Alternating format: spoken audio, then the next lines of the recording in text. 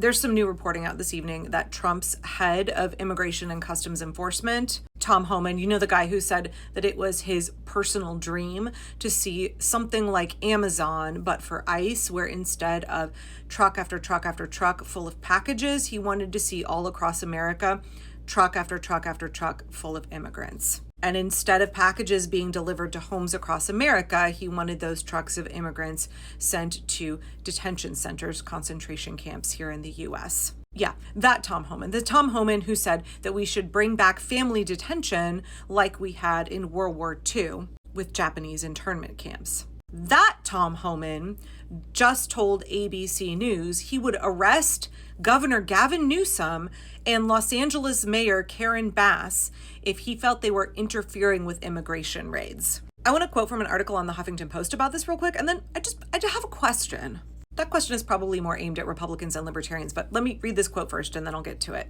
President Donald Trump and his border czar said that the contentious immigration raids taking over California will persist. And state officials who interfere, including Governor Gavin Newsom and Los Angeles Mayor Karen Bass, both Democrats, by the way, could be arrested.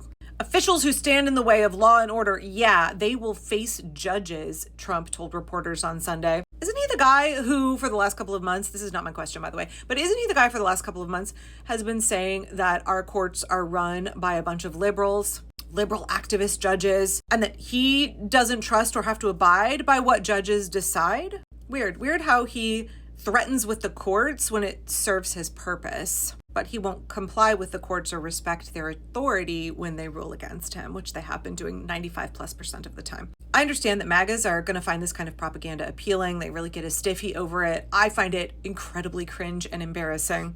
But today, Donald Trump also told the press that Secretary of Homeland Security, Christy Dogkiller Noem, WikiLeaks Defense Secretary Pete Hegseth, and Trump's personal attorney masquerading as the American People's Attorney, the Attorney General of the United States, Pam Bondi, and other Los Angeles agencies will take such action necessary to liberate Los Angeles from the migrant invasion and put an end to these migrant riots. Just want to take a moment and remind y'all what the LAPD said yesterday about these protests. The LAPD remains committed to public safety and the protection of all people in our city. We will protect all peaceful protests and the rights of all peaceful protesters.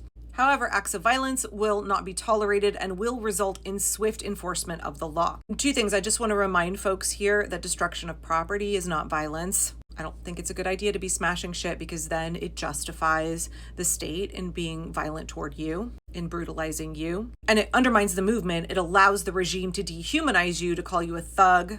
And it tends to turn public people against the resistance movement when otherwise they would be turning against ICE because ICE is all over the news being incredibly brutal toward peaceful, unarmed protesters. But also, two, so LAPD, what you're telling me is that in your sanctuary city, if there are acts of violence committed, y'all will sweep in. But the only thing we have been seeing in all of these clips from all of the news, mainstream media, independent journalists, folks who are at these events posting on social media, all we're seeing is ICE instigating violence against migrants and against Californians who are defending their communities. All we're seeing is ICE initiating the violence and then continuing to escalate it.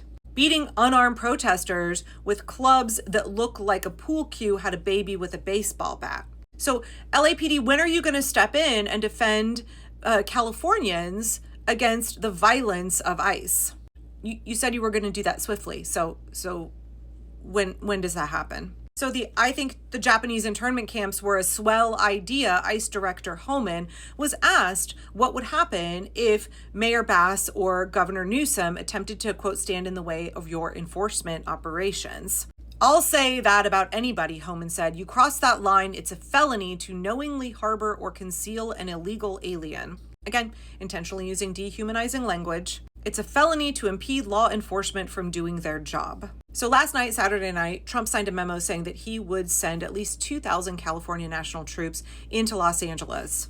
So far, about 300 have arrived. This is the first time the president has sent the National Guard into a state without the governor's express request in nearly 6 decades. Day-drunk former Fox News host Pete Hegseth, who somehow is the defense secretary, said that active duty Marines are at Camp Pendleton and could also be deployed if the unrest continues. That's illegal. That's a threat, and it's a very, very illegal one. That would violate posse comitatus. I realize that sounds really scary, but please understand, they are desperate to intimidate people. They are desperate to quell the shit that they have started. They are desperate to get Californians and all Americans to just lay down and let them continue to terrorize our migrant communities. They are desperate to get everybody to just let them carry out their horrible, god-awful, cruel plans without any resistance. And so they are going to try and threaten and intimidate you because they don't actually have any legitimate power. The things they're doing are not legal, and bullies are going to do what bullies do.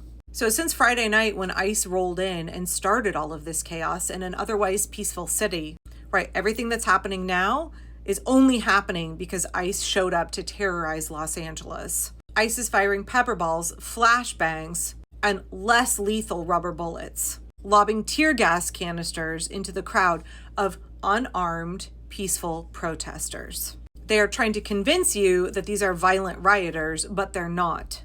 Overwhelmingly, we are seeing that these are peaceful protesters and that it is ICE who is instigating violence. It's ICE who's bringing chaos. It's ICE that has caused this problem, and it is the Trump regime that continues to escalate it. Congresswoman Maxine Waters appeared to be on the ground at the protest earlier today, according to the LA Times.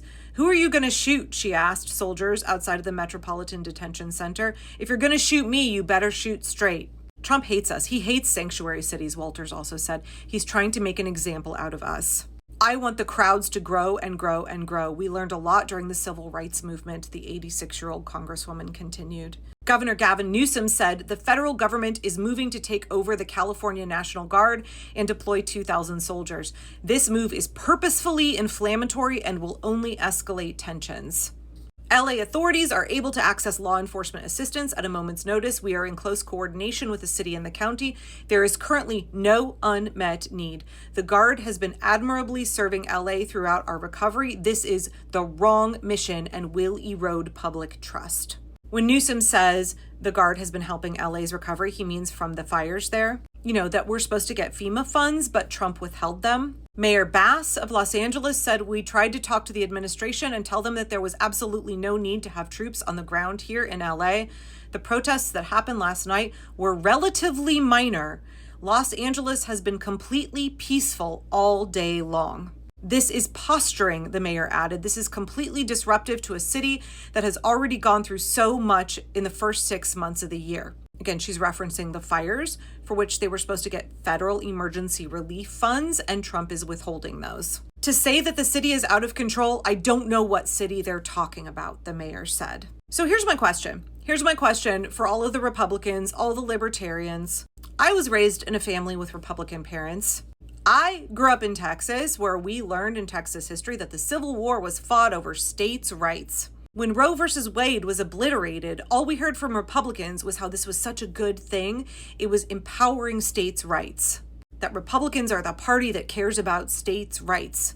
That Republicans care about reducing federal interference into the business of our states. Let the states decide for themselves what they need. So how do you feel, Republicans? How does this align with your states' rights values? To hear that a mayor and a governor are both saying, there are no violent protests here. The state is handling this on its own just fine. And then to hear that against the express wishes of a state's governor, Donald Trump is attempting to take control of and deploy the National Guard. How does that work with your politics and with your values? Explain it to me, because I'm really struggling to understand. If this were Joe Biden or Barack Obama attempting to take control of a state's National Guard and deploy them for his own purposes, against the express wishes of a governor, against the express wishes of a mayor, how would you feel about it? Where's your deference for states' rights? Where's your prioritization of letting the governor decide what is best for his state? Because Gavin Newsom has said what Trump is doing is purposefully inflammatory and will only escalate tensions. Yeah, explain it to me.